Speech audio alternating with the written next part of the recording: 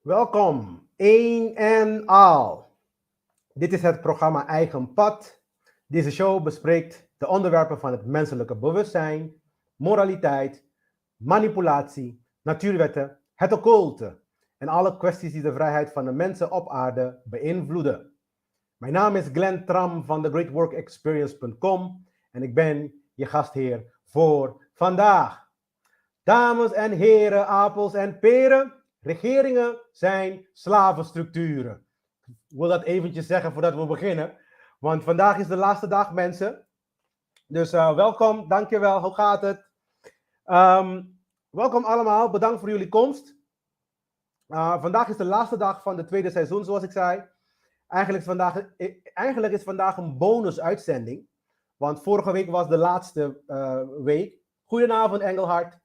Ja, en vandaag hebben we een speciaal. Dus ik wil eigenlijk een speciale dank uiten, nogmaals, naar het Pika Pika Talkshow team.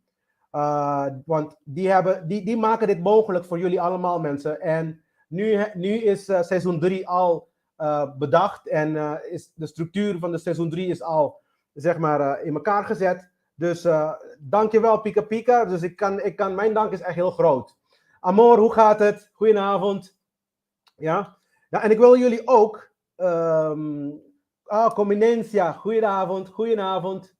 Ik wil jullie ook bedanken voor al jullie gulle donaties. Ja, je donatie wordt gebruikt voor mijn werk natuurlijk. Ik doe mijn onderzoek zelfstandig. Dus er zijn 8 manieren om te doneren volgens mij nu online. Ik gebruik een aantal cryptocurrencies en PayPal. Dus elke bedrag is dan welkom natuurlijk. Niet vergeten, voor degenen die hier voor het eerst zijn. Mijn materiaal is stapgewijze voortgang van informatie. Dus als jij mijn eerdere uitzendingen niet hebt gezien, mijn advies is om te stoppen nu en gewoon die eerst gaan zien en dan hier terugkomen. Omdat heel vaak gaan we dingen bespreken die misschien niet direct, ik ga er niet alles helemaal opnieuw elke keer uitleggen. Dus soms herhaal ik wel dingen, maar heel vaak het helemaal uitbreiden, dat doe ik niet. Dus dan graag teruggaan naar seizoen 1 of zo. Begin bij aflevering 1 en dan hier naartoe komen. Oké? Voordat we verder gaan, mensen, wil ik de winnaar van seizoen 2 bekendmaken. Want er was een actie. De actie was om een abonnement op ScribeD van 6 maanden te winnen als je registreert op mijn website, thegreatworkexperience.com. Nou, degenen die dat hebben gedaan, die lopen dan kans om te winnen. En we hebben een selectie gemaakt en de winnaar is Floor. Dus het mooie van het verhaal is, we hebben alleen maar 1 Floor ontvangen. Dus er is alleen maar 1 Floor die heeft aangemeld. Dus als jouw naam Floor is, dan heb jij gewonnen. Je hebt al een e-mail gekregen van ons. Oké? En je hebt zelfs, als het goed is, van ScribeD al een e-mail gehad. Ja? Dus er was slechts 1 Floor. Dus als jij Floor heet, ja, winnaar is Floor, dubbele O. Ja, maar dit is wat ik wil zeggen. Want het is zo mooi. Want die naam Floor, die past heel goed bij het thema van vandaag. Want Floor in Latijns is flos. Ja, dat is waar het woord flower vandaan komt. Maar in Papiamento zeggen we Floor. Ja, Floor. Gefeliciteerd Floor, heel goed. Ja. En in Papiamento zeggen we Floor. Een floor is een bloem. En wat doet een bloem? En vooral de roos in het occulte vertegenwoordigt eigenlijk de roos, die bloem, ja, die floor, de ontplooiing en ontwikkeling van je ziel. En het is zo mooi, want vandaag gaan we praten hierover. Vandaag praten we over de evolutie van de ziel, of de evolutie van de mens. En de mens is de ziel. Oké? Dus de inschrijving is perfect. Het sluit perfect aan van het thema van vandaag. Dat is zo, dit is hoe synchroniciteit werken, mensen. Want het is de enige Floor die we hebben gekregen die zich heeft aangemeld. Dus het is echt zo mooi. Dus ik vind het echt geweldig. Dus Floor, gefeliciteerd. Ja, je krijgt binnenkort en heel veel leesplezier, zou ik zeggen. Want je krijgt magazine en je krijgt ook perks. Dus ga dan kijken in je eigen account. Krijg je dan extra dingetjes ook. Dus vandaag gaat het onderwerp over evolutie versus programmering. We hebben de 4e film van Matrix hebben we besproken. We hebben Maria West gehad in de show. En het gaat eigenlijk over wie ben je en wat is je doel. Dat is dan de 4e film. En we hebben ook ontdekt dat het gaat om het maken van echte connecties, mensen. Dus wat we noemen de alchemische bruiloft. Oké? In het algemeen is het doel van ons allemaal om ons bewustzijn te ervaren en te ontwikkelen. Dat kan alleen maar als wij vrij zijn. Dus alle tradities van vroeger, die praat over de menselijke vrijheid. Het is een heel belangrijk aspect in het ontwikkelen van onze ziel. In het ontwikkelen van onszelf. Ja, van ons bewustzijn. Dit is wat bedoeld wordt ook met evolutie. En niet revolutie, maar evolutie. Revolutie is dezelfde keer op keer doen. Misschien op een andere manier. Ja? Dat is wel ongeveer wat er allemaal gebeurt nu met onze regeringssystemen. Dus dat noemen we revolutie. Ja? We zijn weer slaaf, maar we worden op een andere manier slaaf gemaakt. Dus als je wel een beetje begrijpt wat ik bedoel. Dus dat is revolutie. Dus iedereen die dan denkt dat dit soort structuren de oplossingen zijn voor ons, maar dat de mensen anders moeten, die hebben het mis, want dit doen we al duizenden jaren. En het werkt niet. De enige wat daadwerkelijk werkt, is evolutie. Dus dat betekent deze systemen aan de kant zetten en dan beginnen in moraliteit. Mensen moreel te maken en lesgeven hoe je moreel moet zijn. Dat noemen we dan evolutie. Dan is het interne echt daadwerkelijk ontwikkelen, zodat jij iemand wordt die daadwerkelijk een toevoeging is voor de maatschappij. Ja? Dus al die andere structuren zijn allemaal structuren die je bezighouden en die geen echte resultaten brengen. Dus als resultaten brengen is zelfs heel kort. Ja? Dus dit is bedoeld wordt met evolutie.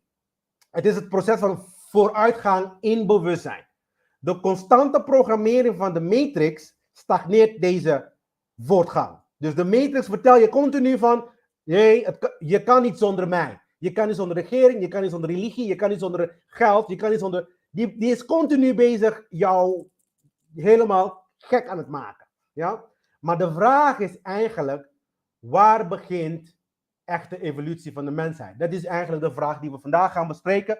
Ja? Want dan praten we over de programmering die evolutie dan vervolgens stagneert. Ja? Maar ik denk persoonlijk dat het begint met liefde. Ja? Dus vandaag, onze gast is Nikki Royer. We hadden haar eerder al in de show gehad. Psychologie is haar passie.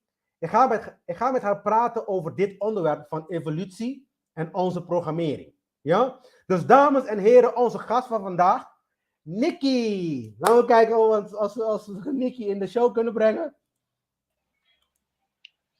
Goedenavond, goedenavond Glenn. Goedenavond allemaal. Een hele fijne avond voor jullie allemaal. Hoe gaat het? Bedankt dat jullie er zijn. Met mij gaat het goed. Ja, heel goed. Trouwens, mensen, Nikki, die is jarig komende donderdag. Ja? Dus stuur massaal jullie felicitatie. Bombardeer haar op Facebook. Zou ik zeggen. Ja? Maak een leuke dag voor haar vandaag, want zij geeft ons haar tijd. En we moeten voor haar ook iets leuks terug doen. Dus Nikki, moet niet, mag alleen. Nog, want ja, kijk, Eva die zegt al, goedenavond Nikki, hip hip hoera. Ja, geweldig man. Ja hoor, leuk hoor. Nikki, dank je. Nikki, hoe gaat het met je? Gaat goed, gaat lekker. Gaat goed, oké. Dus vandaag gaan we het hebben over de onderwerp evolutie en programmering. En ik wil heel graag met jou het onderwerp aangaan. Zoals ik net zei, voor mij evolutie start met liefde. Dus wat ik eigenlijk wil starten, is eigenlijk een hele simpele vraag. En dan gaan we even erover praten. Wat is liefde? Maar voordat we liefde bespreken, voordat jij jouw versie, zeg maar jouw ideeën van liefde bespreekt, ik wil wel één ding wel even erbij zeggen. Misschien is het best zelfs leuker om te zeggen wat liefde niet is. Ja? Dus voor mij is liefde betekent niet dat we per se eens met elkaar hoeven te zijn. Ja? Laten we dat even... Dit is ook heel erg gebruikt in het occulte. Dat noemen ze dan zeg maar de tegenovergestelde van dingen om iets uit te leggen. Dus ik ga daarover beginnen, wat liefde niet is. Ik denk dat liefde betekent niet, je hoeft eens te zijn met alles wat iemand zegt. Dat is niet liefde. Wat het ook voor mij niet is, ja, Ja, dat ze moeten laten doen wat ze willen. Dus voor mij is liefde ook niet laat mensen doen wat ze willen met mij. Dus liefde zijn die twee dingen voor mij niet. Dus nummer 1, mensen hoeven niet met mij eens te zijn. Oké? Dat is voor mij wat het niet is. Dus niemand hoeft met mij eens te zijn.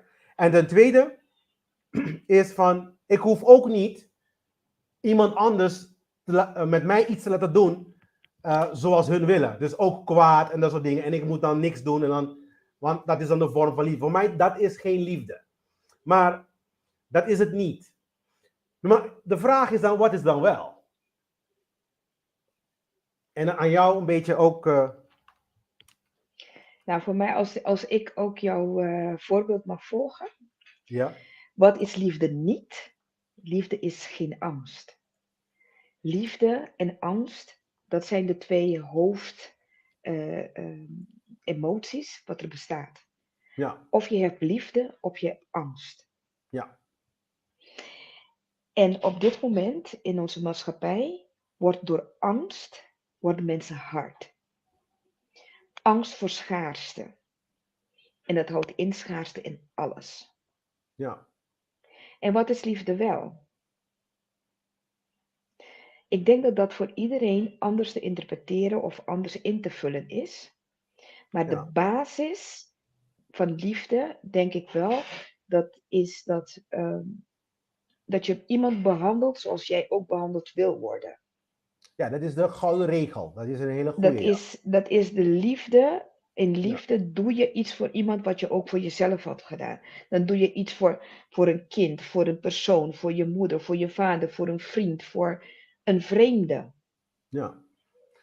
Wat je ook zou willen dat er voor jou gedaan wordt. Stel, je ziet iemand met honger en die persoon geeft je te eten. Jij had ook gewild dat op het moment dat jij ergens bent en je hebt honger, dat jij ook wat wat te eten krijgt.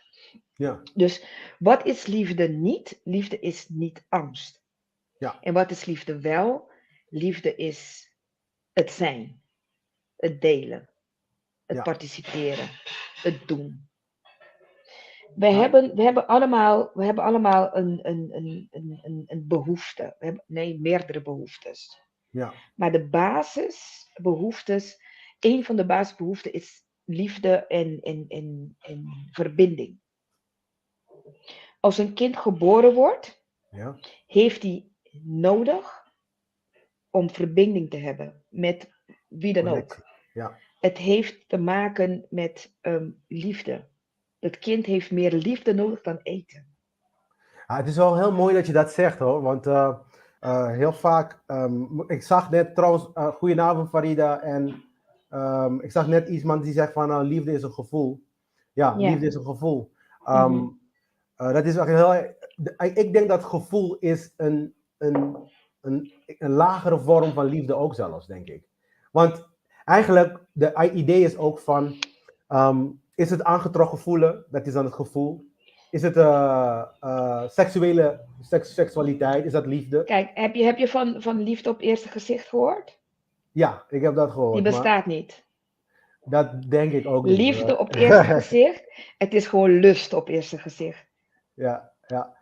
Ja, want uiteindelijk... Op eerste gezicht kan je niet liefde voelen. Je voelt liefde in het algemeen.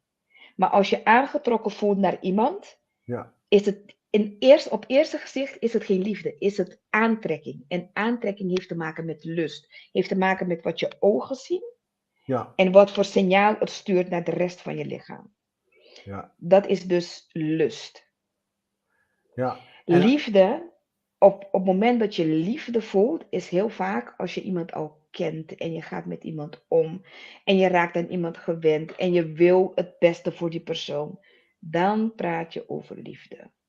Ja, maar liefde op eerste gezicht is lust. Want de liefde die we eigenlijk zoeken, het meeste mensen in ieder geval, ik bedoel, ik denk persoonlijk dat meer lijkt op een soort van vriendschap. Even tussen aanhalingstekens. Ik denk niet dat een vriendschap het is, maar omdat je dan die verbinding die je zegt, ja. die jij zegt, want dan ga je eigenlijk meer richting ook de ongeconditioneerde liefde. Nou, ik ben niet helemaal, voor degenen die mij een beetje kennen, ik ben helemaal niet voorstander van ongeconditioneerde liefde.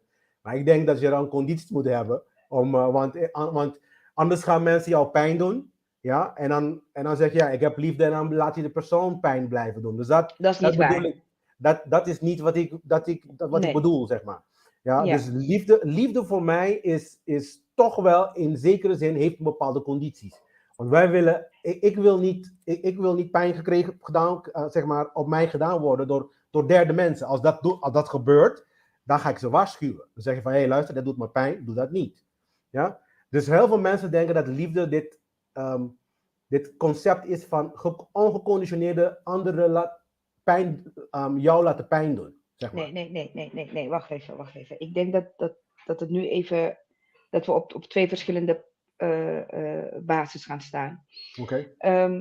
Unconditional love betekent niet dat je je laat mishandelen of wat dan ook, maar unconditional love is kiezen om van iemand te houden, hoe die persoon ook is, en die persoon begrijpen en die persoon ook leiden in bepaalde dingen. Dus stel je hebt een kind, daar heb je unconditional love voor. Dat kind gaat een keer foute dingen doen. Dat kind doet fout, dat kind doet iets wat je niet verwacht, wat je niet wil. Maar wat doe je? Je begrijpt, oh, het is een kind. Oh, het heeft een behoefte. Of ik heb iets niet gedaan. En wat ga je doen? Dat kind ga je dan begeleiden. Maar dat heb je ook met andere mensen. We hebben kijk, het is een keuze, zeg je. Is een keuze, klopt. Het is een keuze. Ja. Als ik kies om van jou te houden, dan houdt het in dat ik kies om van jou te houden hoe je bent. Ja. En je niet te willen controleren of anders te willen laten zijn of wat dan ook. Maar ik wil je helpen om wat jij wil bereiken, om dat te gaan bereiken. Ja. Liefde is... Ander geen pijn doen, dat is ook iets dat ander geen, nee, kijk, onze brein werkt, want wat jij nu zegt, ga ik je nu even uitleggen. Onze brein werkt op een systeem van, we willen pijn vermijden en plezier verkrijgen. Ja. Als wij pijn willen vermijden, gaan we alles vermijden wat pijn doet. Maar dat is ook geen liefde. Wat dan maakt, is dat je angst hebt. Je hebt angst voor pijn. En dan ga je condities zetten. Ja. Dus wat je zegt is eigenlijk, liefde soms doet ook pijn.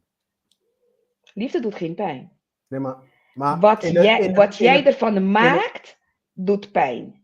Want als ik vind dat, als jij tegen me schreeuwt dat voor mij onacceptabel is, dat het pijn doet, dan doet dat pijn. Maar als ik vind dat als jij gaat schreeuwen, dan denk ik van, oh, Glenn heeft angst. Daardoor gaat Glenn schreeuwen. Ik laat je uitschreeuwen en dan zeg ik, oké, Glenn, wat is je angst? Waarom reageer je zo? Waarom doe je dit? Waarom doe je dat? Waarom zeg je dit? Waarom zeg je dat? En dan heb jij dan de ruimte, want ik hou van jou, dan heb jij dan de ruimte om te gaan zeggen van, ja, maar ik ben bang om jou kwijt te raken. Ik ben bang dat je met die persoon gaat. En het is dus angst. Ja. Okay. Maar ik ben bang dat ik pijn heb, want als jij met die persoon weggaat, heb ik pijn. Dus ik ben bang, dus dan ga ik tegen je schreeuwen dat jij bang wordt, doordat jij bang wordt, blijf je bij mij. Ja, maar wat ik bedoel is eigenlijk meer dat de corrigerende liefde, dat soms doet pijn, hè? Dus maar het is een heel andere pijn dan... dat is een andere... Anders, ja. Maar ik heb hier Bonocci Florencia. Bonocci, dit is een vraagje van Eva. Eniki, tot hoe ver gaat de liefde voor iemand binnen een vriendschap? Je hoeft niet altijd van iemand te houden om hem dichtbij te hebben. Je kan ook op een afstand van iemand houden. Kijk, op het moment dat je gaat kiezen in een vriendschap om van die persoon te gaan houden, dan hou je van die persoon, punt. Maar als je met die persoon bezig bent en je ziet hij gaat niet veranderen en wat hij doet is voor jou ongezond, dan ga je moeten zeggen van luister, ik hou van je, maar dan doen we dat op een afstand. Ga helen. En als je terugkomt, dat je geheeld bent, dan kunnen we verder. Maar voordat je dan geheeld bent met al je pijnen en angsten en jaloezie en whatever, blijf daar. Maar dat houdt niet in dat ik niet van je hou. Dat houdt in dat ik mezelf bescherm. Want hoe dan ook, ik heb ook angsten. Want angst is wel een gezond emotie, omdat hij je wel beschermt. Daarom hebben we angsten. Ja, heel interessant. Ik bewonder je enorm, Inang Nikki. Dat is een ding dat je moet weten, ja. Yes, Ja. many miss the... Hier, dat is enorm, ja. Ja. And then yes, many Ja. miss the perspective that you can love another at a distance. Oké. Absolutely, Ja, dat is absolutely. interessant. Je kan Ja. van heel veel mensen houden. Ik heb een hart als een hotel, een hele grote. Ik heb heel veel mensen in mijn hart. Ik hou van ze. Maar ik hoef ze niet elke dag in mijn huis te hebben. Ja, want eigenlijk wil ik ook de punt bespreken van, oké, want we praten nu over liefde tussen onze naasten. Dus als ik nu zeg maar hoor hoe we liefde definiëren, dan lijkt het op onze naasten. De mensen dat wij direct mee contact hebben. Ja, als wij liefde hebben, dan is dat het eerste waar wij aan denken natuurlijk. Precies. Nou, maar nu zeg je iets best wel interessant, want je zegt ook van in afstand. Dus hoe vertaalt dat ook, hoe kunnen we dat vertalen? Dus liefde vertalen naar de wereld toe. Dus hoe kunnen wij meedragen aan het liefhebben aan de rest? Misschien is dat ook interessant om even over na te denken en bespreken. Want ik denk naast liefhebben misschien is heel snel, iedereen weet waar, oh, misschien is een cadeau ook, is een bewijs of whatever. Kijk, je hebt liefdestalen. Ja? De ene is voelt liefde en geeft liefde door cadeautjes te geven. De andere doet het door mooie woorden. Ik hou van jou, je bent alles voor me. Oh, dat is een mooi mens. Of dat zijn allemaal woorden die je gebruikt als je met iemand praat. Iemand die maar mee een les hebt gehad. Ooit zeg je, hallo mooi mens. Dat is een liefde tonen met woorden. Maar je kan ook een bloemetje pakken ergens bij een voorbijloper zeggen van, hier heb je een bloem, je bent even mooi. Je kan ook connectie maken, tijd geven aan mensen. Dat is ook een manier van liefde geven. Ja. Aandacht, tijd geven aan mensen. Iets voor iemand doen. Sommige mensen kan je heel veel dingen tegen ze zeggen. Maar op het moment dat je iets voor ze doet, dan voelen ze zich geliefd. Je hebt ook mensen, je kan alles voor ze doen, maar je zegt nooit, ik hou van jou, of je bent fijn, of het is leuk om bij je te zijn. Dan doet het hun ook niks. Dus er zijn talen waar mensen liefde in verstaan. Maar, en dat kan je ook universeel doen. Dat kan je ook in een hele grote groep doen. Het is door mensen gewoon te laten zien that you care. En op het moment dat je dat laat zien, dan voelen mensen zich geliefd. Maar de ene voelt zich geliefd als je een cadeautje geeft. De andere voelt zich geliefd als je mooie woorden zegt. En om al die dingen samen te doen, dan ga je per persoon moeten gaan kijken. Maar als je het universeel wil doen, dan is het gewoon constant liefde in de zin van zachtheid en begeleiding en mensen helpen om ergens te komen helpen. Ja, helpen is een vorm van liefde. Dat is een vorm van liefde, ja. Maar dat is ook een behoefte van mensen, hè? Ja. Mensen hebben basisbehoeftes. Je hebt behoefte aan zekerheid. Je hebt behoefte aan onzekerheid. Some people like surprises. Je kijkt naar een film, maar je gaat naar een nieuwe film kijken omdat je wil weten wat er gaat gebeuren. Mensen hebben behoefte aan verbinding. Dat is heel belangrijk. Mensen hebben behoefte om ergens aan bij te dragen. Tip is om een liefdetaal test af te nemen. Dan weet je elkaar liefdestaal. Dan weet je wat jouw liefdestaal is en vooral dat is wat mooi, van de want ander is. Ik wist niet dat het een liefdetaaltest was. Maar goed, dankjewel voor dat tip. Liefde www.liefdestalen.nl. En je hebt het ook in Engels. www.lovelanguages.com. Oké. Dat is heel makkelijk. Je zoekt het gewoon op en dan kan je die test doen en dan weet je wat jouw liefdestaal is. Maar dan kan je ook met je partner doen, kan je ook met je kinderen doen, kan je ook met de buurvrouw doen, de buurman. Je kan met iedereen en dan weet je wat iemand de liefdestaal is. Want ik kan je elke dag een cadeautje geven, maar als dat niet je liefdestaal is, dan heeft het geen zin. Dan voel je mijn liefde niet. Ja. Maar ik vind ook dat als je op basis van materialistische dingen, en ik zeg niet dat materiaal niet goed is, maar ik zeg, als je dan je liefde uit alleen maar op basis van materialisme, volgens mij is het ook niet echt gezond. Volgens mij moet het meer dan alleen maar materiaal. Want sommige mensen... Nee, wacht.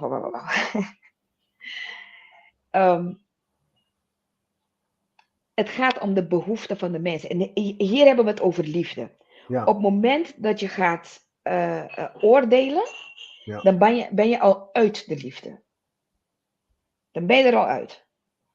Die persoon heeft liefde nodig. En als dat zijn manier van liefde ontvangen is, omdat het iemand is die nooit iets had, of omdat het iemand is die in schaarste heeft geleefd, of omdat het iemand is die als kleinkind alleen maar cadeautjes heeft gekregen als vorm van liefde, dan gaat die persoon ook zo, hoe zeg je dat, ontwikkelen. Ja.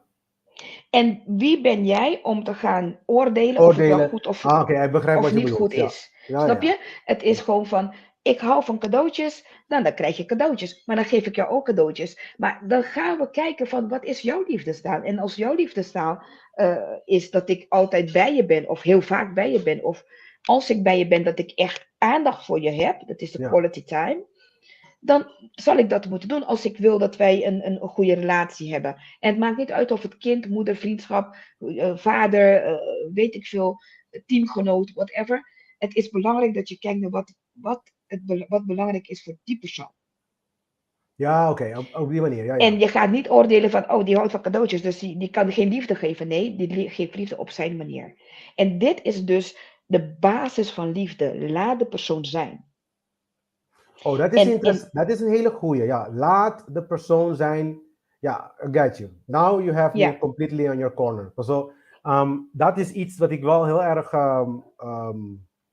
ik vind wel dat het zo moet zijn. Dus je moet...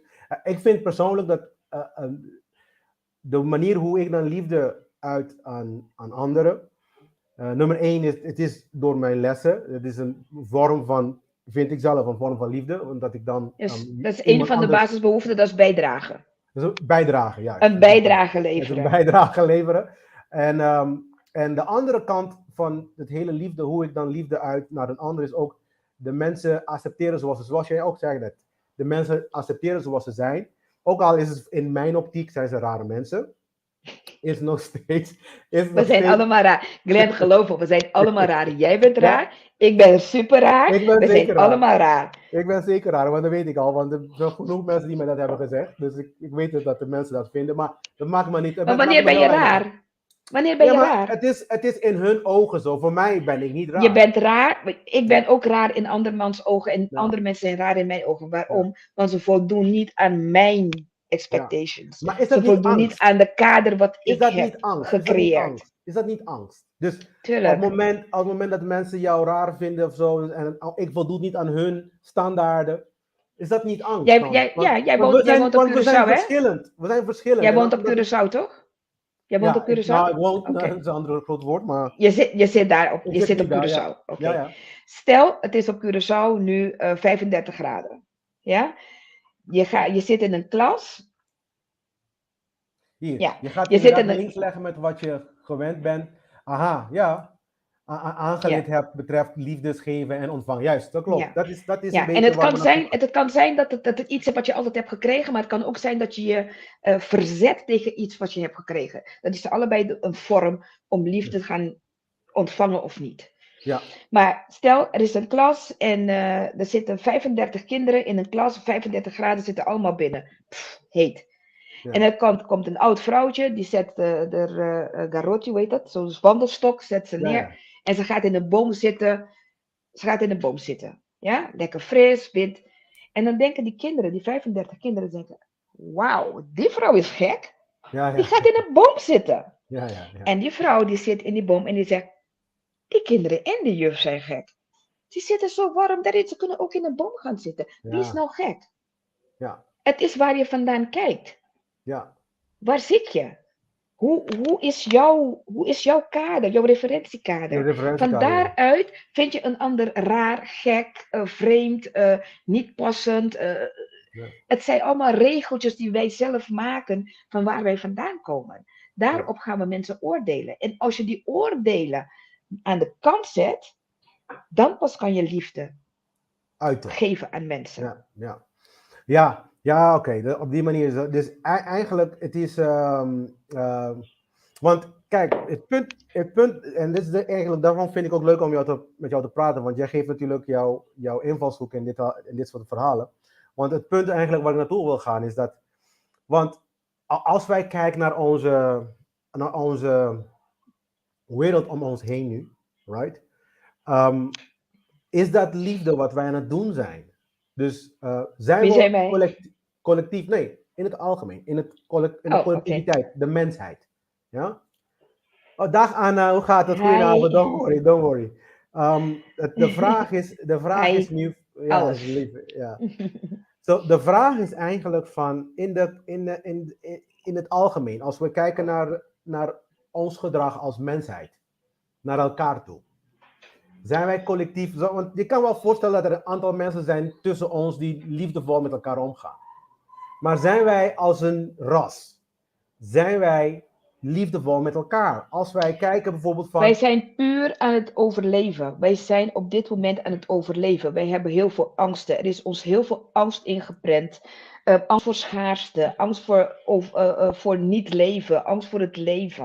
Angst voor alles. Maar Nikki, waarom laten we het toe? Want dit is de reden waarom ik eigenlijk ook zo leuk vind om met jou te praten. Want ik wil in het hoofd van de mensen openmaken en zeggen, waarom accepteer je het? Waarom laat je het toe? Waarom laat je bijvoorbeeld iemand anders honger hebben?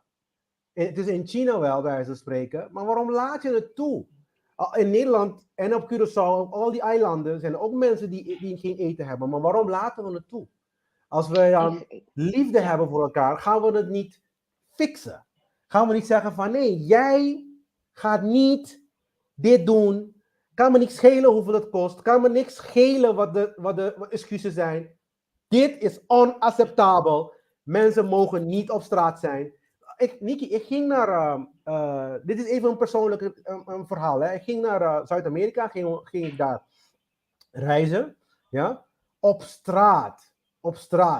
En ik kan niet iedereen tegelijk helpen. Maar op straat krijg je kinderen die leven op straat. Die kinderen waarschijnlijk die worden dan gepakt, meegenomen.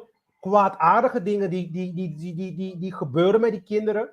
En ik kan niet alles tegelijk doen. Dus ik help ze wel. Ik kan ze niet adopteren 1, 2, 3. Want ik ben op vakantie. Dus het werkt niet altijd 1, 2, 3 zo. Maar waarom accepteren we... Oké, maar in eigen eiland of in eigen land... Waarom accepteren we die dingen? Waarom is er alleen maar 2 of 3 mensen die mond om mond openmaken en de rest blijft stil? Dat is wat ik wil begrijpen. Waarom laten we toe? Waarom? Ik heb zoiets van... Waarom doe jij dat niet? Omdat ik liefde heb. Oké, daarom begrijp ik jouw vraag. Maar dat is dan omdat hun bang zijn dan. Maar waarom neem je niet die 12 kinderen? Waarom pak je ze niet en zet je ze in je huis? Waarom? Waarom ga je naar een barrio en pak je dan, barrio is een buurt. Waarom pak je niet 30 kinderen uit de barrio die geen eten hebben en je brengt ze naar je huis? Nou, wat ik probeer te doen is, ik probeer mijn deel, want ik kan niet alles tegelijk doen. We moeten met z'n allen het doen. Ja? Okay, waarom doen we het niet met z'n allen? Ja, precies. Want ik zie wel een aantal mensen het doen. Ja, maar mijn vraag is nog steeds aan jou. Waarom? Waarom heb jij niet een organisatie die voor het hele eiland zorgt? Waarom? Want ik denk dat de oplossing zit bij de bewustzijn worden van de mensen. Dus mijn bijdrage is door deze programma te maken. Maar hoeveel mensen bereik je met dit nu? Dat is het op juist. Hoeveel mensen bereik ik? En ik doe natuurlijk zo ver dat ik het kan. Maar we hebben meer mensen nodig die dit soort dingen doen. Dat is maar het punt waar ik naartoe wil gaan. Want ik sacrifice een heel groot deel van mijn eigen leven om andere mensen mee te helpen. Je ziet wat ik zeg? Dus op een gegeven moment kan ik dus ver komen. Maar er moeten meer mensen zijn die dit soort dingen doen. Ik snap wat je zegt. Oké, mag ik het je uitleggen? Ja, graag. Okay. De mensen laten het toe, omdat ze de hebben. Ik wil meer dat jou... Oh ja, oké. En Ja. dat zijn hun... Oké. Ik heb zo net gezegd, door angst voor schaarste worden mensen hard. Mensen zijn hard geworden omdat er angst ingeboezemd is. Zoals vroeger hadden we dat mensen delen. Dus als je een buurvrouw had, dat is... iedereen deelt alles. Vooral op Maar Curaçao heb ik dat meegemaakt. Dat wel vaak mensen zijn heel erg vrijgevig. Mensen geven, delen. Oké, dat is nog Curaçao. Ja. Dat gaat ook veranderen. Nee, maar het is al aan het veranderen. Precies. Nederland was ook ooit zo. Ja. Maar wat is er gebeurd? Wij zijn mensen gaan verdelen in sociale klassen. Als ik hier zit, als ik zo'n salaris heb en zo'n auto rijd en zo'n huis heb, dan ben ik meer dan jou. Mensen hebben behoefte aan belangrijkheid. Ik zal eerst zeggen wat de behoeftes zijn. Behoefte aan zekerheid. Ja. Behoefte aan onzekerheid. Behoefte aan liefde en verbinding. Behoefte aan groei. Behoefte aan bijdrage. En behoefte aan belangrijk zijn. Wij hebben in deze wereld waar we in zitten, mensen gebombardeerd met het belangrijk zijn behoefte, zodat zij dat zo groot hebben gemaakt, dat zij dan niet meer kunnen zien dat de andere behoeftes ook bestaan. En mensen zijn dan zo angstig om hun positie, hun status, hun verkregen naam te behouden. Te behouden. Zijn zo bang, zo angstig om die kwijt te raken, dat ze denken van, hé, wacht even, die 100 euro die ik heb, ga ik niet uitdelen, want straks heb ik zelf niet. Ja. De manier waarop de maatschappij in elkaar zit, dat is nog niet helemaal zo geregeld op Curaçao, maar wel in Nederland. Ja. In Nederland is het zo, wij denken dat wij in een democratie leven, maar we leven hartstikke in een communisme. In de zin dat, als je gaat kijken, als je boven een bepaald bedrag zit, onze grote jongens hier, die zijn vrij. Maar de rest daaronder, als je 2000 euro verdient...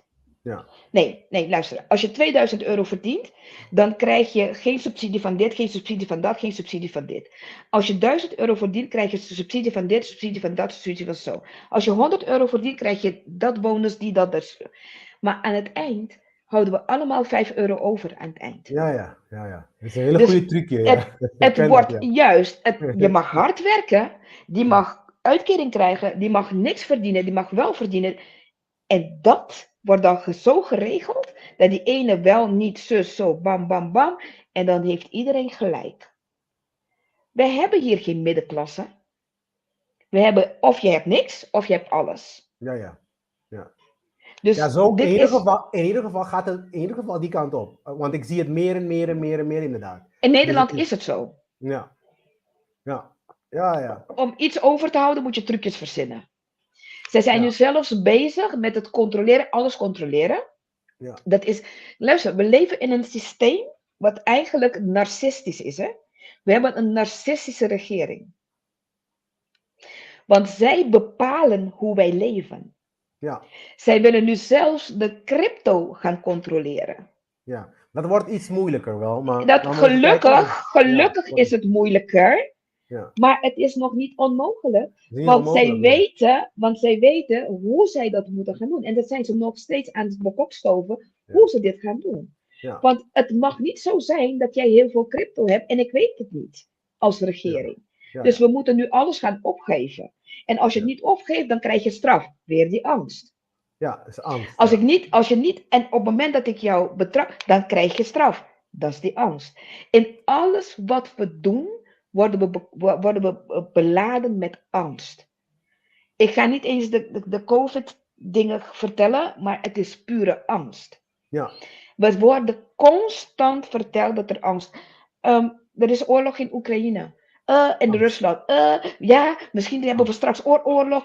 Mensen worden angstig. Ja. Mensen worden bang. Er is geen voedsel meer. De voedsel gaat stoppen. Daar en daar in Canada is En dit. het is eigenlijk alles. onzin, want de voedsel gaat niet stoppen, want de aarde produceert nog steeds net zoveel voedsel. Ja, maar hoeveel mensen geloven dat? Ja, maar heel weinig. Hoeveel mensen gaan in die survival mode zitten van ik ga boodschappen halen, ik ga alles in mijn huis doen. Omdat je gewoon bang bent. En Nikki, en dit is de reden ook waarom ik eigenlijk, en ik vind want heel veel mensen in de vrijheid community, die zeggen ook van cryptocurrency, die schreeuwen ook van cryptocurrency is onze oplossing. Nou, cryptocurrency is ook eigenlijk fiat currency, is net zoals de andere, alleen het is niet centraal gecontroleerd. Dus ik zie crypto wel als een tussenstap, ja, als een tussenstap om naar de absolute, zeg maar, vrijheid van currency. Want dat is de reden waarom ik eigenlijk het hele geldsysteem niet eens wil hebben.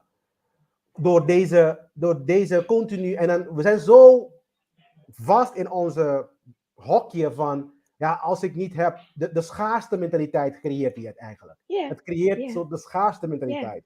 Dat is wat we hebben. Maar dat is ook van bovenaf gecreëerd. Ja, er is meer dan er is meer dan genoeg. Er is veel meer dan genoeg. Ja. Er is veel meer dan genoeg. Maar we zijn bang om iets niet te hebben.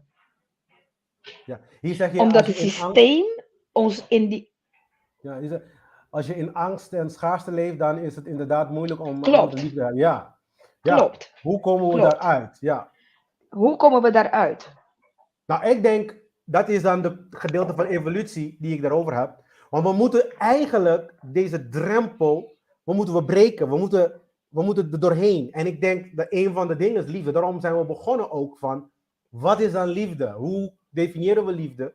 Zijn we liefdevol met elkaar aan het handelen als we forceren? Is liefde forceren? Weet je?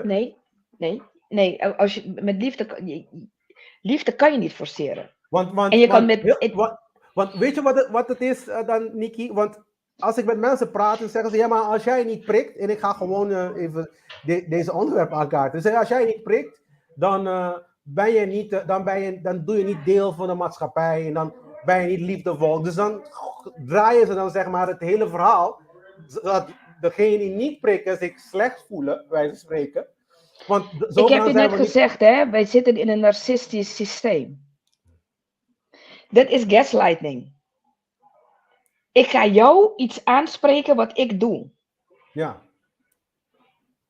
Ik ga jou zeggen dat jij verkeerd bezig bent, omdat jij niet doet wat ik wil. Ja, maar dat is dan meer een... Maar dan beginnen we met liefde voor onszelf. Ik heb ontzettend veel liefde voor mijn lichaam. Dus ik ga niemand iets aan mijn lichaam laten doen wat ik niet zeker weet dat het goed voor me is. Ik kies. Dat is ook liefde. Ja, dat denk ik helemaal eens. Dus jij bent baas over je eigen... En dat is ook liefde. En mensen moeten dat respecteren. Mensen moeten op een punt komen dat nu gewoon gerespecteerd wordt. Mensen hoeven dat niet te respecteren, Glenn. Ja, ik vind van wel, Ricky. Kijk, iedereen mag beslissen. Iedereen mag beslissen wat zij ervan vinden. Jij hoeft mij niet te accepteren. Je had het in het begin over... laat iedereen zijn. Je had het in het begin over... Laat de mensen... Zij mogen... En kijk, ik heb waar was ik? In Turkije ben ik een Duitse vrouw tegengekomen. Die zei van... je moet je mondkapje op. Ik zeg, of je gaat mee of je gaat niet mee. En klaar. Ja. Klaar. Ja. Klaar. Ja. Ik heb er niet gezegd, jij bent geprikt. Nee. Nou, maar wat ik bedoel vrouw, is dat... ik doe wat ik wil. Jij mag ook doen wat je wil. Maar de keuze is aan jou. Ga je mee in de taxi of ga je niet mee in de taxi? Ga je niet mee in de taxi, ja. Dat is heel simpel. Ja. En ik zit er al in. Ja, inderdaad. Maar wat ik eigenlijk meer bedoel is dat als ik ben wat ik ben, ja, dan moet je maar gewoon op die manier... Ik weet wat je bedoelt, dat je dat niet hoeft te accepteren, maar ja, ik ben al eenmaal zo. Ik ben nu eenmaal Glenn. Ja? Dus als jij mij niet leuk vindt, dan ga je jezelf uit mijn omgeving. Dan ga je maar dan hoef ik jou niet te accepteren. Ja, oké, ik begrijp je. Maar ik vind... maar het punt is dat je haalt jouzelf uit, zeg maar, de equation. Dus als ik iemand niet leuk vind, dan ga ik weg. Dan ga ik niet daar blijven. Waarom ga jij weg als je iemand niet leuk vindt?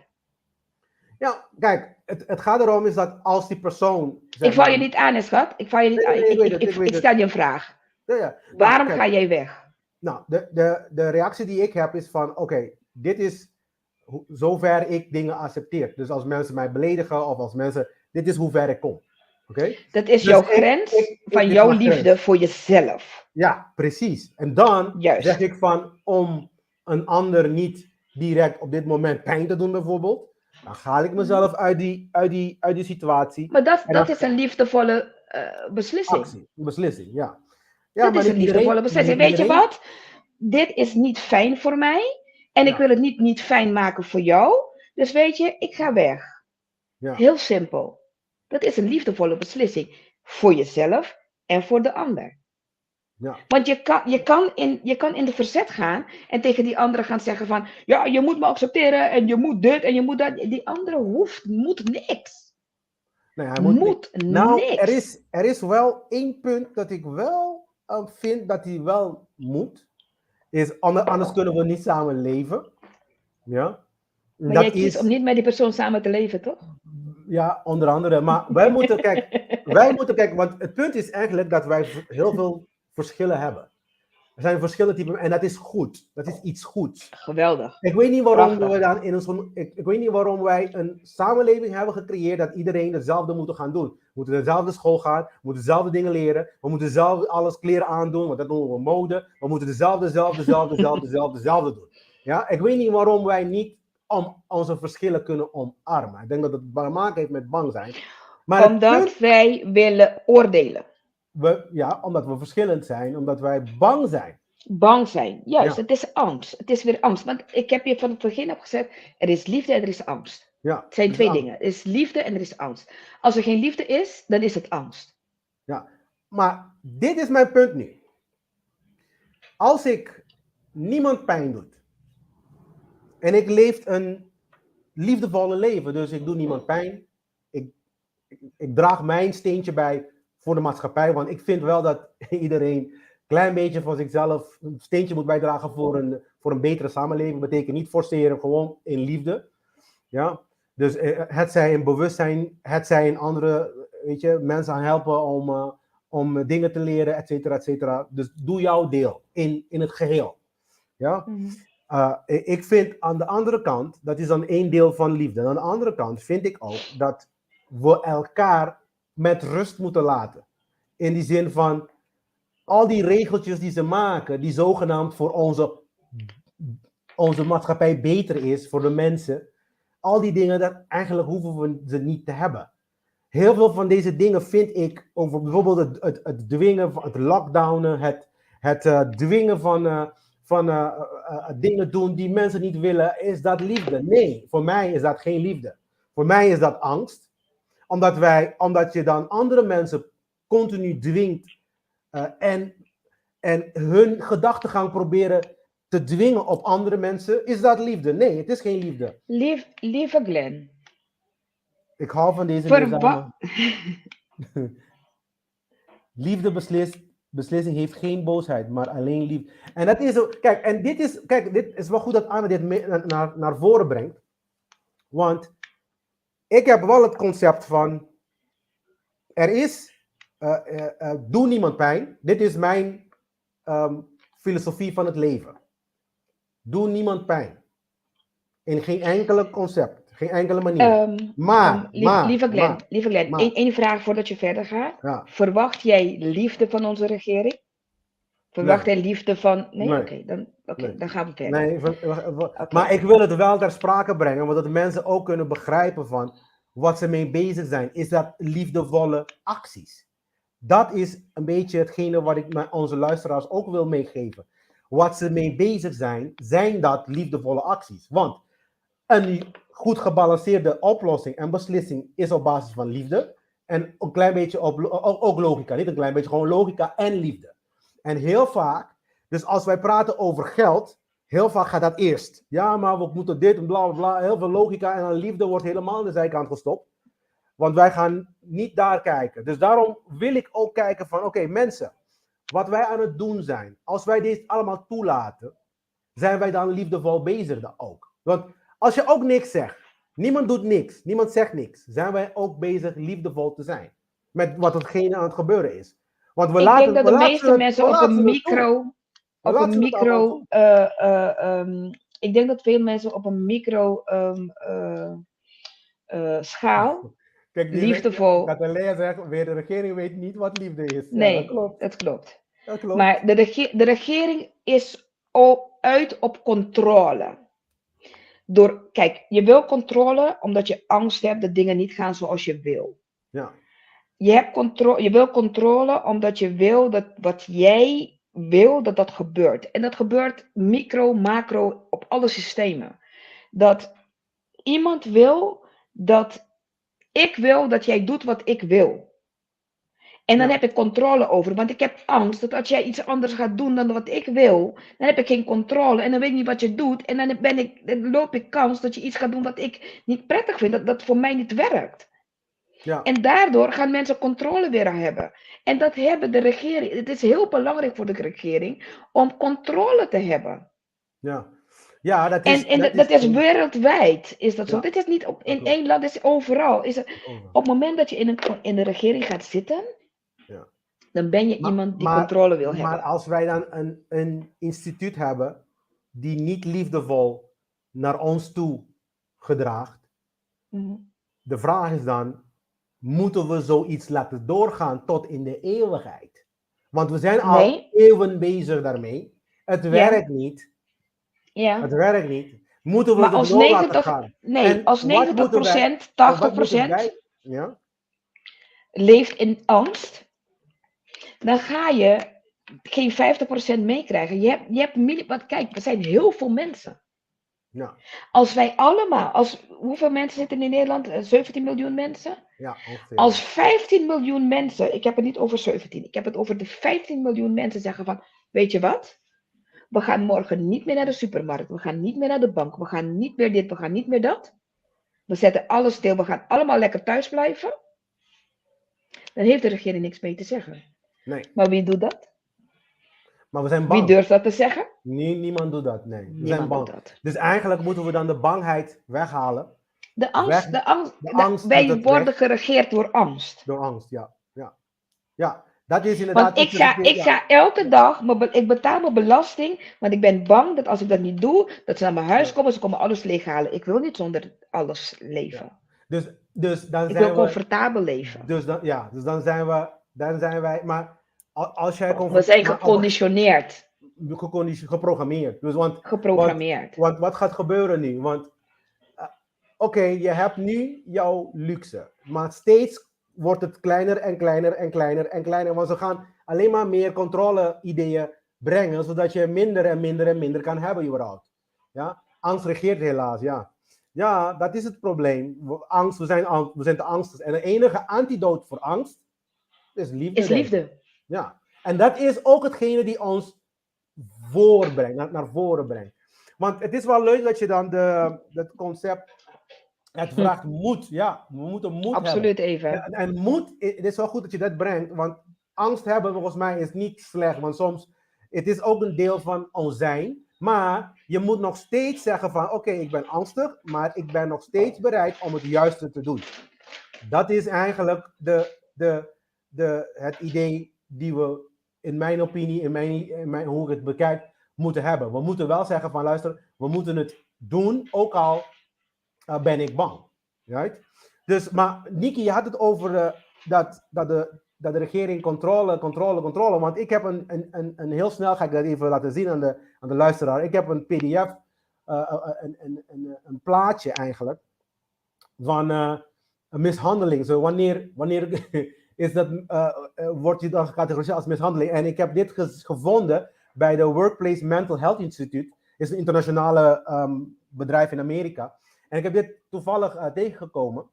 En ik wou het even delen met de rest. Dus ik ga even kijken als ik dan de sheets erbij kan pakken.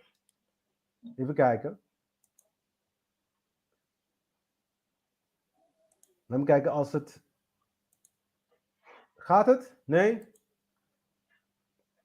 Ja. Het is een prachtige sheet. Ja, het is een prachtig sheet, hè. En dit kan je micro en macro zien. Hoe je het ook bekijkt, dit is abusive. Dit is abuse. Ja, hoe je het ook bekijkt inderdaad. Je ziet hier eerst bij nummer 1 is stop you. Dus dit is een soort van een diagram. Die laat je zien wanneer je dan zeg maar in een relatie zit van mishandeling. Waarbij jij mishandeld wordt. En dan heb je daarbij nummer 1, stop you seeing friends and family. Dus ik wil gewoon ik lees het gewoon even door. Want Nikki had het net over dat de regering controle wil zeggen van ja, het is een goed moment om dit te laten zien.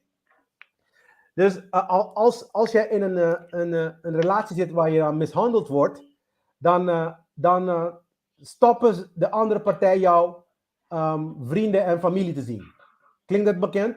Ik zeg eventjes lockdown. Ja? Nummer 2 zegt hij, won't let you go out without permission. Klinkt dit bekend? Ja, je mag wel uitgaan, maar op bepaalde tijdperiode. Ja? Nummer 3 is, tell you what to wear. Oh, je moet allemaal mondkapjes aan hebben. Of je mag dit niet aandoen. Oké. Jullie beginnen het idee, dit verhaal Ga verder. Ga verder, ze begrijpen het heel goed. Ga verder. Ja, monitor your phone or emails. Dit is ook wat ze doen. Ja, we moeten de veiligheidsdienst inschakelen, want anyway. Nummer 5.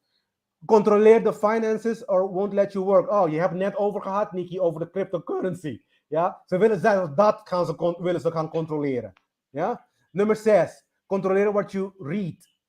Dit is dan de filters die de zoekmachines doen. Ja, sommige dingen kan je niet eens meer vinden op de zoekmachine. Ja? Ga je niet eens meer vinden. Sommige informatie die ik 20 jaar geleden zoek, dat zijn er niet meer. Ja? Nummer 7. Monitor everything you do. Dat is door Facebook, door Google. En alles, gewoon alles. Alles wat je doet moet ik weten. Ik moet weten wat je doet. Ik moet controle hebben. Controle hebben, ja. En nummer 8 is punish you for breaking the rules, but rules keep changing. Dit is precies wat ze doen. Oh, vandaag kun je wel tot 6 uur. Oh, morgen tot 8 uur. En dan dacht je dat je de nieuws niet hebt gekeken, dan ben je de lul. Want, ja, en nummer 9. Ja, tell you it is for your own good. Ja, and that they know better. Dus hun weten beter dan jezelf wat goed is voor jezelf. Hè? Dus dat is dan ook nummer 10. Don't allow you to question it. Op het moment dat je dat gaat zeggen van ja, maar hoe zit dit, hoe zit dat? Dan gaan ze Nee, hou op. Dat mag niet. Ja. Dat mag niet. Ja, je moet gewoon geloven wat ik zeg. Je moet geloven wat ik zeg en klaar. En anders heb je een probleem. En dan, precies. Tell you are crazy. Anders gaan ze je vertellen, oh, je bent... Dit is ook één ding dat heel erg mensen... Jij bent vervelend. Ja, want mensen durven niet te praten, want anders gaan andere mensen zeggen ook van, ja, je bent gek.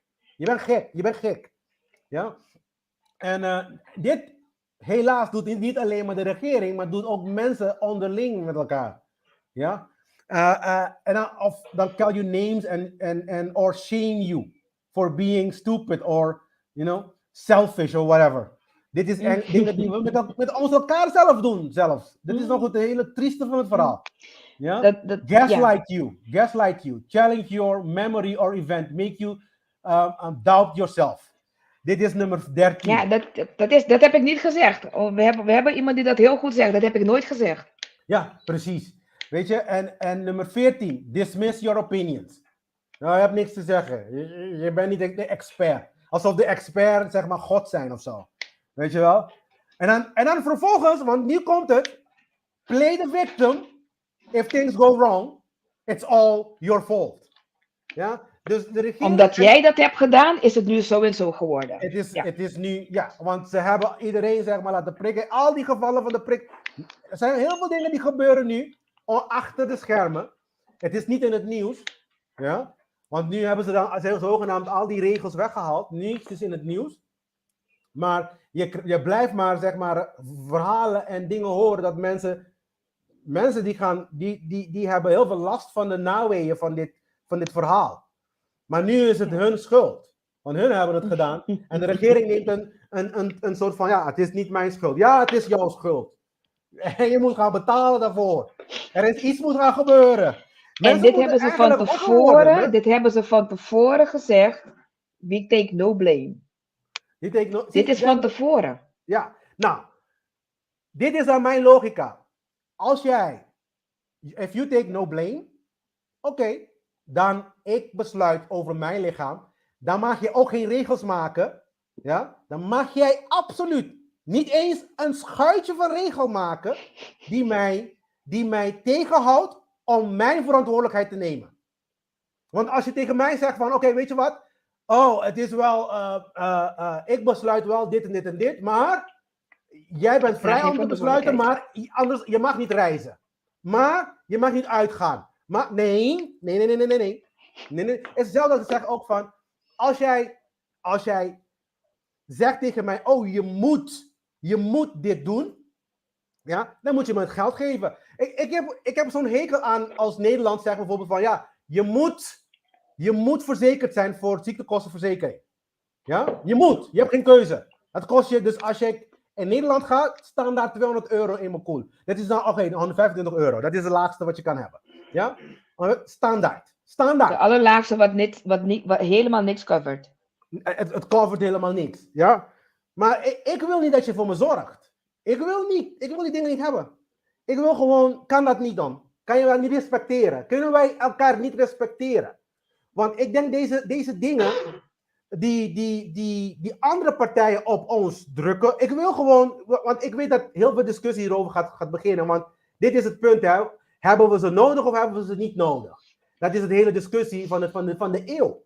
Dit is de discussie van de eeuw. Weet je, eigenlijk voor meer dan duizenden jaren zelfs. Ja? Hebben we ze nodig of hebben we ze nodig? Maar als ze ons zo met ons omgaan, hebben we daadwerkelijk zoiets nodig? Of kunnen we onze bewustzijn omhoog gooien? Begrijpen hoe het lichaam werkt. Ik denk dat dit is dan daarom doe ik deze show. Begrijpen hoe het lichaam werkt. Begrijpen hoe je psyche werkt. Hoe je gedachtegang, dat het op basis van liefde en angst werkt. Dat manipulatie komt door middel van angst. Ja?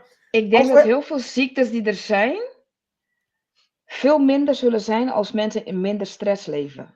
Minder angst hebben. Dat denk ik ook. Absoluut. Want, ik denk het niet eens, ik weet het zeker. Stress creëert disbalans in je lichaam.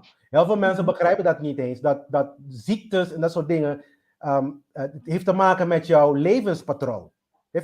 Maar wat wij doen is, wij maken een probleem voor onszelf. Bijvoorbeeld slecht eten. Vervolgens willen we dat probleem niet in de wortel aanpakken. We willen blussen. We willen de symptomen bestrijden. En dan vervolgens, dat katalyseert andere problemen. Want nu, oké, we willen gaan blussen, maar we moeten dan nu verzekering hebben, zodat we de geblus kunnen betalen. Snap je? En dan vervolgens, niet iedereen kan hoe noem je dat? Het betalen. Niet iedereen kan die €250 betalen. Dit is ook een vorm... In die circuit, dan blijven we maar... cirkel. In die cirkel. Nee, maar dit is ook een vorm van controle. Hierdoor word je ook gecontroleerd. Dat klopt. Maar ik wil ook dit brengen naar voren, zodat mensen het dat wij hiermee gaan beginnen na te denken. Want aan de ene kant geef ik les bij Eigen Pad, maar aan de andere kant wil ik ook even een gesprek voeren met iemand zoals jij, Nikki, die ook aan de andere kant van de munt, zeg maar, een belichting geeft aan het onderwerp.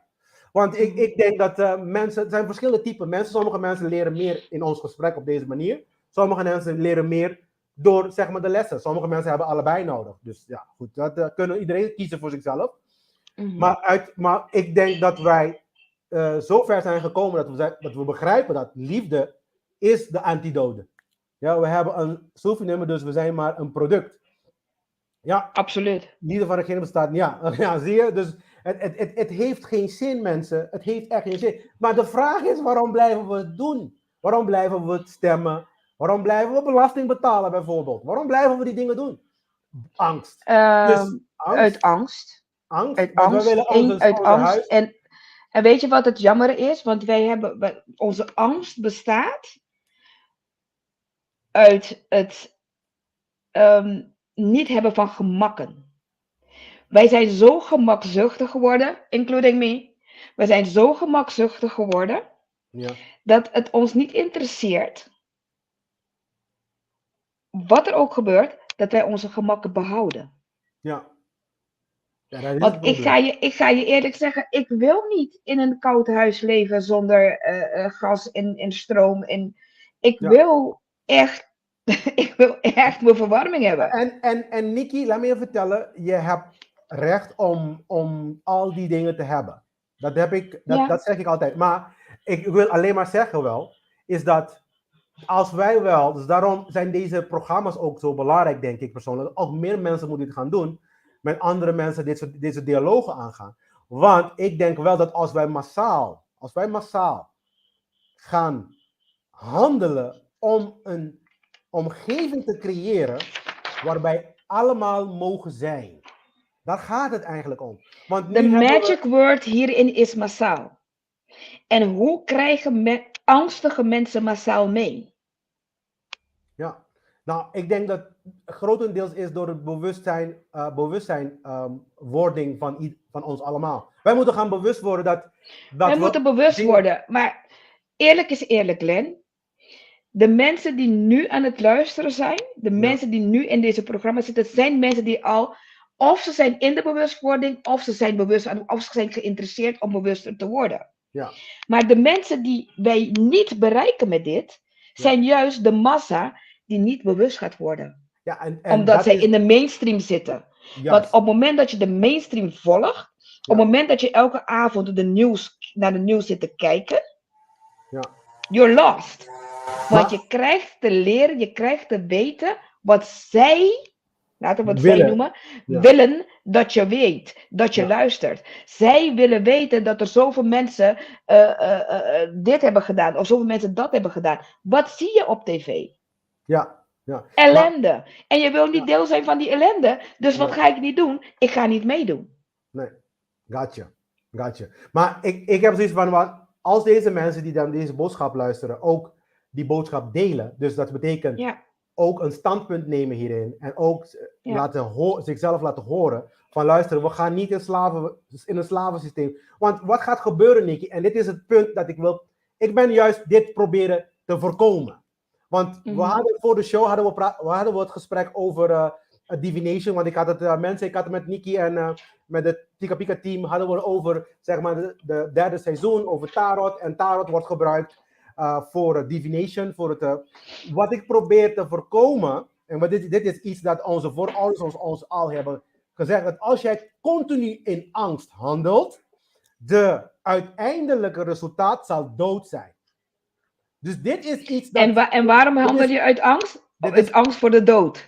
En toch ga je die richting uit. En dan ga je toch eindigen bij de dood. Dus we moeten echt bewust worden als ras. Niet alleen maar als één persoon. Niet alleen Glenn. Want ik ben ook een mens. Ik doe ook fouten. Geloof me, ik heb ook mijn dingen. Ik bedoel, ik ben niet elke dag blij. Weet je wanneer we in liefde kunnen leven? Op het moment dat we niet meer bang zijn voor de dood. Ja. Maar want we zijn allemaal bang voor de dood, terwijl dood een deel van het leven is. Maar we zijn allemaal bang voor de dood. En de dood is niet alleen dood, maar het is ook dood in minder hebben, dood in niet kunnen, dood in dat soort dingen. Maar wij zijn allemaal zo bang voor de dood, dat wij zo in angst leven voor de dood, terwijl het gewoon een deel van het leven is. Ja, en eigenlijk doodgaan, je gaat niet eens dood. Ik bedoel, ik heb vorige week ook al gehad. Ik bedoel, je bewustzijn en je, tenminste je hart, die blijven over, wat we dan je ziel noemen. Die blijven over. Ja. Die zijn eternal. Ja, maar we zijn zo attached, attached aan dit lichaam, aan dit wat nu hier is, dit karkas, dat wij heel bang zijn om het kwijt te raken. Ik vind het wel belangrijk, de karkas. Het is wel belangrijk, ik bedoel, begrijp het niet verkeerd. Nee, in deze 3D natuurlijk, ja, absoluut. Het is belangrijk, want het helpt ons. Maar we zijn bang om die te kwijt te raken en dat is ons angst voor de dood. Ja, maar het hoeft allemaal niet, want wat gebeurt is een transitie. Het is meer een transitie die gebeurt dan de dood. Ik zeg altijd, als je doodgaat in het vlees, ga je geboren worden in de geest. Ja, als dat mogen gebruiken als een voorbeeld. En als je doodgaat in de geest, word je geboren in het vlees. Oké, even om terug te gaan naar je sheet, wil ik even benadrukken 15 signs that you might be in an abusive relationship. Het hoeft niet alle 15 te zijn, hè? Ja, je kan, oké, dat is een goede om te zeggen. Ja, het hoeft niet alle 5 te zijn. Als je maar 1, 3, 4, 5 daarvan hebt, dan zit je al in een abusive relationship. En als je gaat kijken, dan zitten wij in ieder geval met, gisteren was 30 mei, story moet weer herhalen. Moet weer herhalen, ja. Wauw. Ja, maar, maar het is wel een keuze, hè, Gijson zegt wel een hele goede punt daar. Want op het moment dat als we niet leren, dan en ik vind het leuk, want dit is een hele mooie anekdote, zeggen van history teaches that man does not learn from history. Dat is een hele goede, ik vind een heel gepaste gezegde ook, omdat wij in een soort cyclus zitten van redenering in het vlees, in deze fysieke manier van denken van ons, getwiste, angstige manier van denken van ons, ja. En we blijven maar herhalen, want dit verhaal van die prik en dat soort dingen, het is niet nu, mensen. Dit speelt al eeuwen. En het laat zich keer op keer bewijzen dat we niet beter zijn, want we willen God spelen. Dat is het probleem eigenlijk. Ja? Nou, ik denk dat wat Gijzen nu zegt is, story moet herhalen, maar denk eraan, hè. Het hoeft niet. Wij worden verteld dat we kosten wat het kost, niet weer opnieuw mogen beginnen. Dat wij kosten wat het kost, moeten behouden wat we hebben.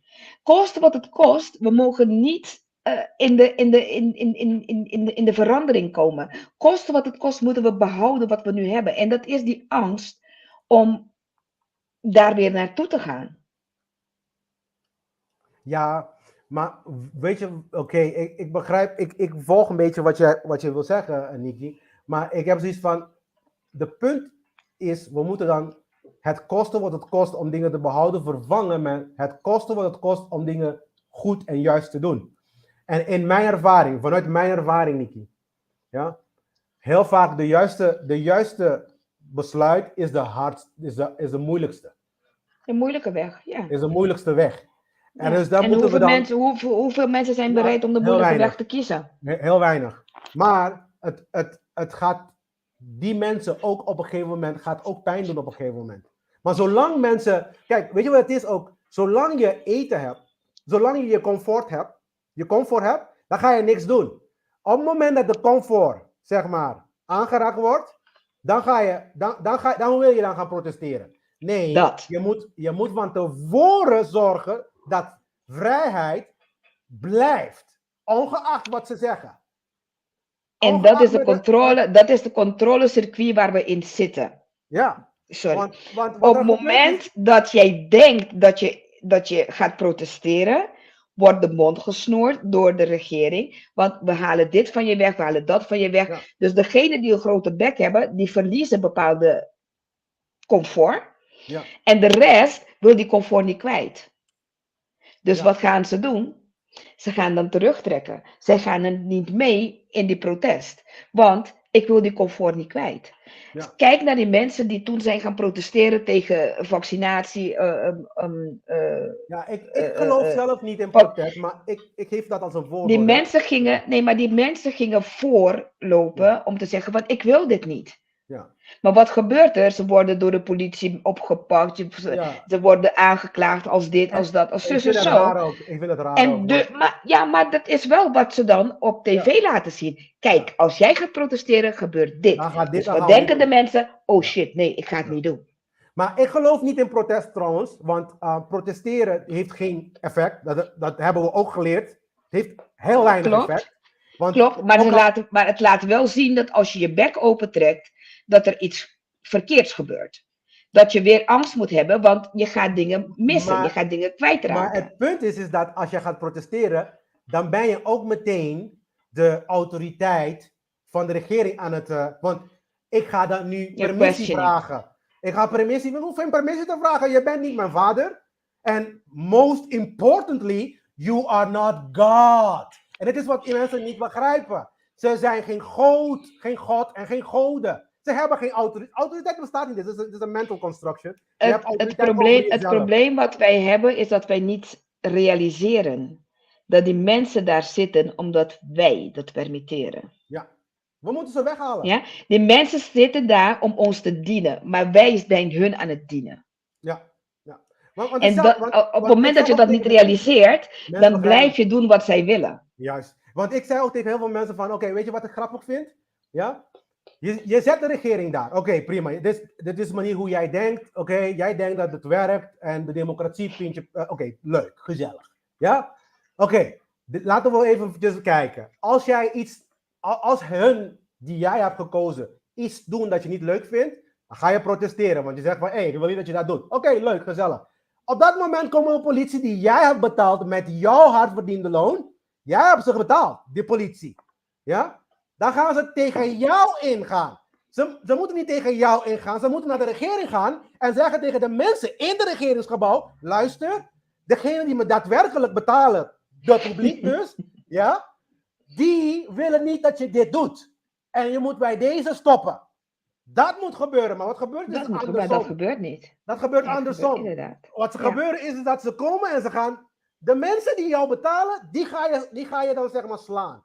Dus hoe krom is de wereld dan, mensen? En hoe zo krom dus. En hoe lang gaan we dit accepteren? Want het enige wat je moet zeggen is nee, ik ben niet bang voor je. En nee, ik ben niet bang voor dood. En nee, ik ga niet doen wat je zegt. En klaar. En dan ga je gewoon je leven leiden. Ik doe niemand pijn. Want ik ben wel iemand, Nikki, die dit doet. Ik zeg van, oké, ik doe niemand pijn. Maar als jij mijn zen-modus, mijn zen komt verstoren, omdat jij denkt dat je autoriteit bent of whatever, dan krijg je me wel te horen, hoor. Want dat is dan het initiëren van een geweldsgedrag, vooral dat. Ja? En ik mag mezelf verdedigen. En iedereen die dit luistert, begrijpt dat. Je mag jezelf verdedigen, ongeacht welke papieren mensen naar jou toe komen en brengen hun papieren. Dat hebben hun gemaakt. Dat heeft niks te maken met de creator van het universum. De creator van het universum hebben hun niet daar gezet. Dat is wat ze tegen jou hebben verteld om jou te indoctrineren. Ja, toch, ik ben hier door Gods gratie. Nee, je bent niet door Gods gratie. En nummer 1, welke God heb je erover? Want het is niet mijn God. Want mijn God wil niet dat ik een slaaf ben van jou. Snap je, Nikki? Ik word een beetje geïrriteerd. Sorry, zeg maar. Ik word een beetje geïrriteerd. Want het is ook zo belachelijk. Maar het is ook zo belachelijk. Want daarom vind ik dat gesprek met jou ook zo leuk, hè? Want ik wil eigenlijk... ik doe natuurlijk het occulte studies. En de occulte studies in het studie van de menselijke bewustzijn praten ze heel veel over psyche. De psychology. De psyche dat is de sturing. Dat is de sturing. Dat is de sturing van alles. Juist. En jij bent natuurlijk daarin geverst en daarin gestudeerd, als ik het niet verkeerd heb begrepen. En ik wil gewoon weten, wat houdt ons tegen? Ja, I'm just dying to know. Wat houdt ons tegen om moedig te zijn, om nee te zeggen? En we hebben het deels besproken, maar nog steeds, als we het nu sluiten, het programma, zijn mensen die gaan en de wereld gaat door zoals het altijd was. Weet je wel? En dan gaan we weer... dat kan ik jou garanderen. Ja. Maar dat kan ik jou garanderen. Dat zal vandaag op morgen niet veranderen. Ja. Maar er zijn wel genoeg mensen die het wel willen, alleen weten niet hoe. Ja. En om op 2 dingen terug te komen. We hadden het over liefde. Maar je zegt, hou je gedachten bij. Maar als jij zegt van ze willen niet, of ze weten niet hoe. Er wordt gegeven hoe. De hoe is, stop nee zeggen. Gewoon niet meer doen. Gewoon niet doen wat ze zeggen. Bijvoorbeeld, ik heb nooit, ze zeggen van je moet thuis blijven. Nou, als ik naar buiten moet, dan ga ik gewoon. Ze moeten een bepaald kapje. Oké, ik doe het niet. Ik doe het niet. Ik doe niemand pijn. Ik ga geen ruzie starten. Als iemand bijvoorbeeld bij jou, net als bij jou, je zegt van iemand zegt je moet er een kapje aan doen. Dan zeg je van nee, ik ga het niet doen. Of dan zeg je van oké, nou, als je niet wil, dan koop ik niet van je. Wat dacht je daarvan? Als wij massaal zeggen tegen al deze mensen, we gaan niet kopen bij je. Als je al deze regels vasthoudt, dan ga je gewoon niet kopen bij je. En klaar. Dan ga ik niks van je afnemen. Nee zeggen, dat is dan hoe je het doet. Nee zeggen.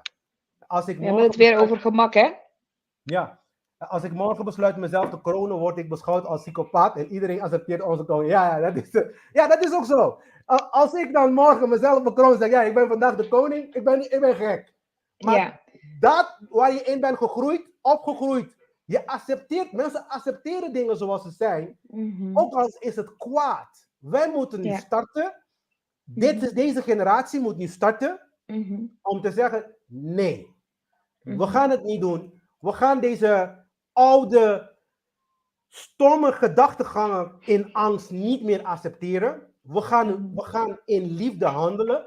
En we gaan, kosten wat het kost. Want er hoeft geen kwaad in het leven, in het wereld te zijn. Hoeft niet.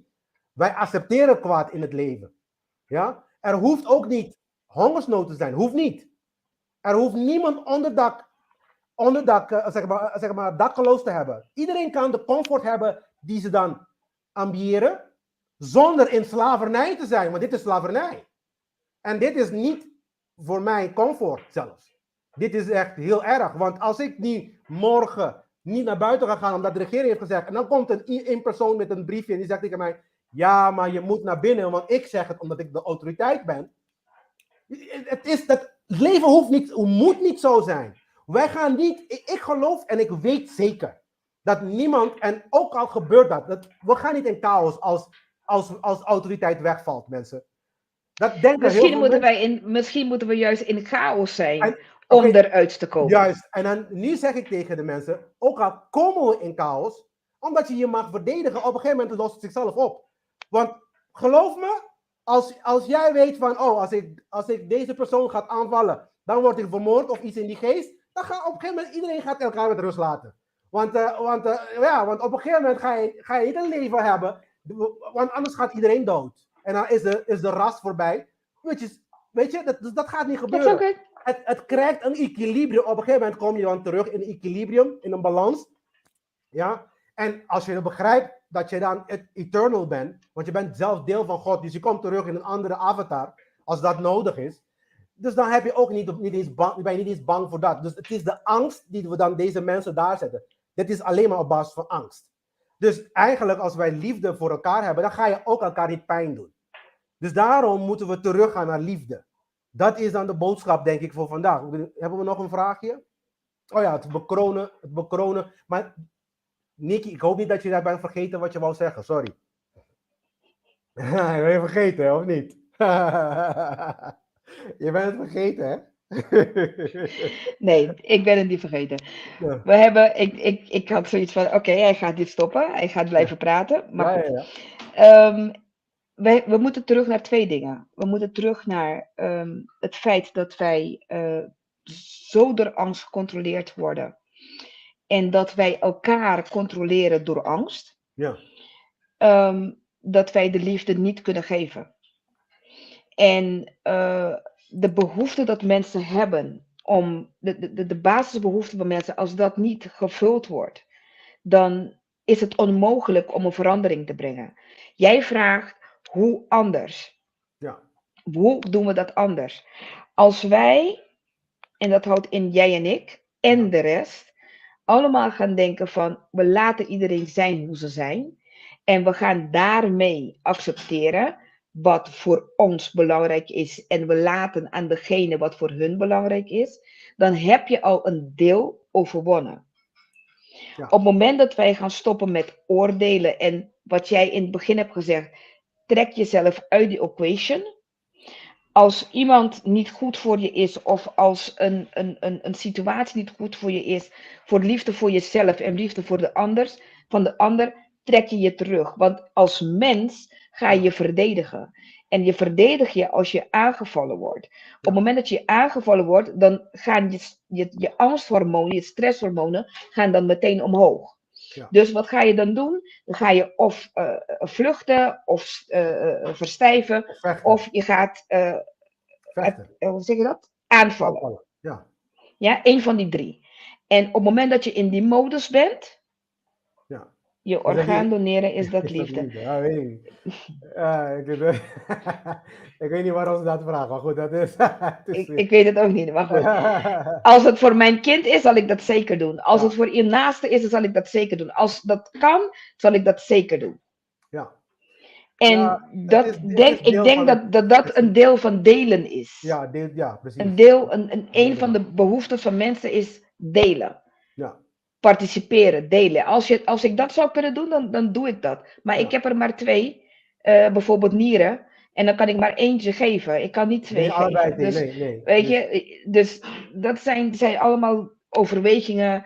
En aan de andere kant, als je hoe zeg je dat? Zo'n donorregistratie doet, dat je wil doneren, weet je ook niet wat ze mee gaan doen en hoe snel ze je laten creperen om het business mee te doen. Weet je, dat hele medische deel, business. Precies.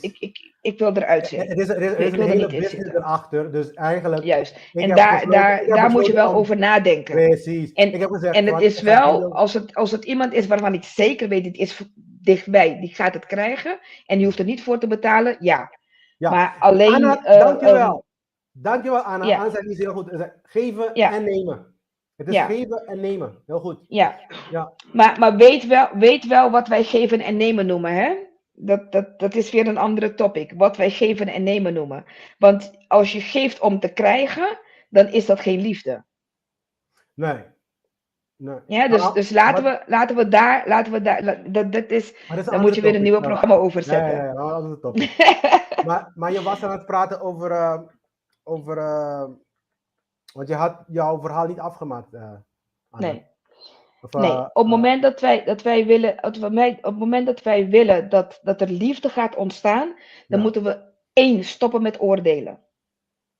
2, haal jezelf uit de equation. Want op het moment dat je gaat verdedigen, op het moment dat je gaat aanvallen, op het moment dat je vrees dus dichtklapt, dat zijn allemaal signs van pijn. Ja. En op het moment dat je in pijn zit, dan kan je niet normaal functioneren. Dan kan je niet uit liefde. Liefde en pijn gaan niet samen. They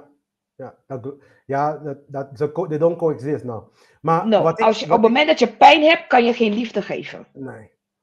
Maar, waar ik naartoe wil gaan ook, hè, is dat, op het moment dat wij als ras niks doen, we laten het gaan zoals het gaat, ja, op een gegeven moment wordt het heel serieus, want de angst die men heeft om oorlog te brengen naar Nederland of naar Europa, want er is een oorlog nu in gaande, de angst die men heeft daarvoor, mijn vraag is eigenlijk van, als wij niks zeggen, als wij niks doen, nu gewoon als mensen, in onze eigen land.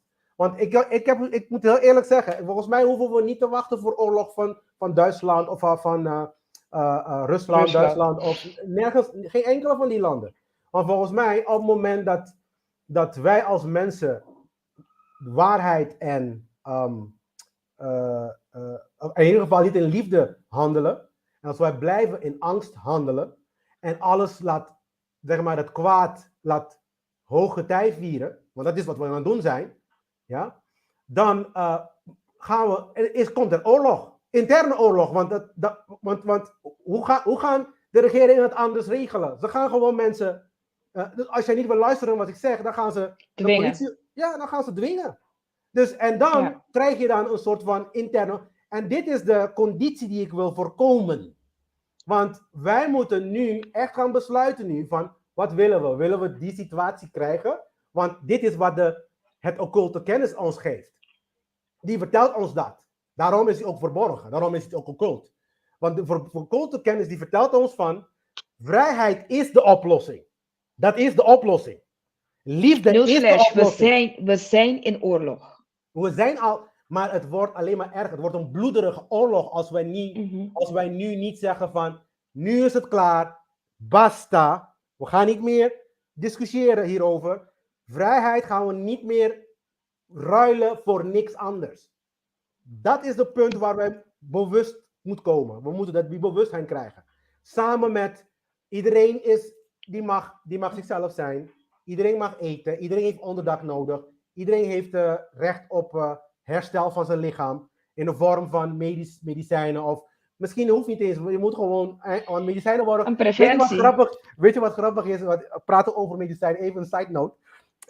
Ik heb een keertje met mijn vrouw gesproken. En die zei van hij heeft een keertje zijn vader gevraagd toen hij klein was. Klein meid. Die vroeg aan zijn vader van, maar worden medicijnen niet vanuit planten gehaald? Toen zei die vader, ja, dat klopt. En dan zegt hij, maar waarom moet je dan een medicijn hebben? Je kan net zo goed die plant eten. Voor een kind, ik vind dat geweldig. Is een geweldige reactie. Ik begrijp wel dat de wetenschap denkt dat ze het beter kunnen doen, maar tot nu toe hebben ze het niet bewezen.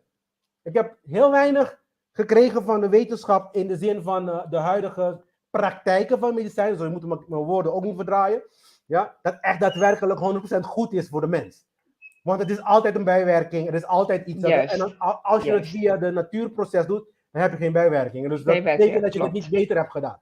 Ja? Precies, ben ik mee eens.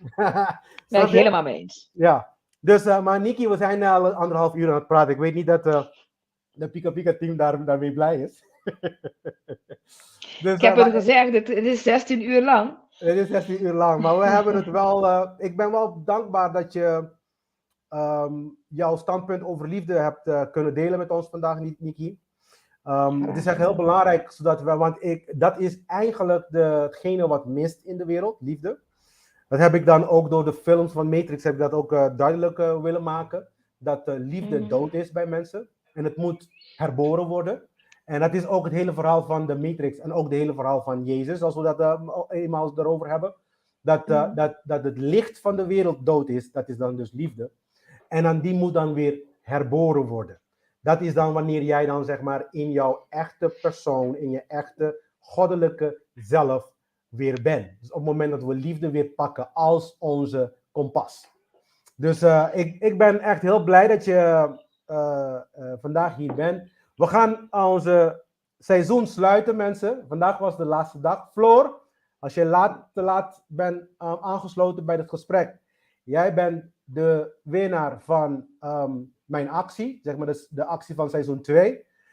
Als het goed is heb je al een e-mail gekregen. Dus gefeliciteerd nogmaals.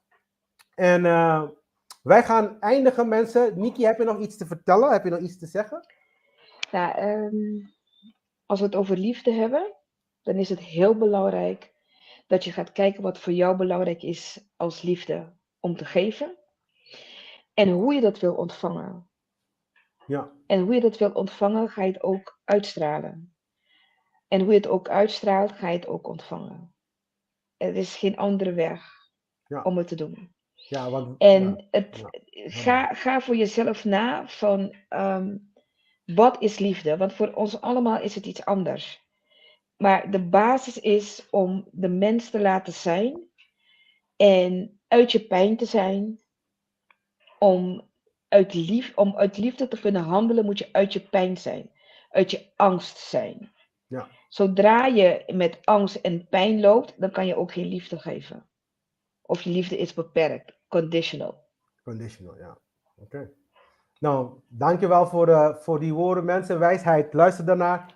En ook wil ik eventjes zeggen, voordat we weggaan, hou Pika Pika platform in de gaten. Hou mijn website in de gaten. Er komen additionele recordings. Ik ga lessen maken. Die gaan worden uitgezonden buiten de seizoen.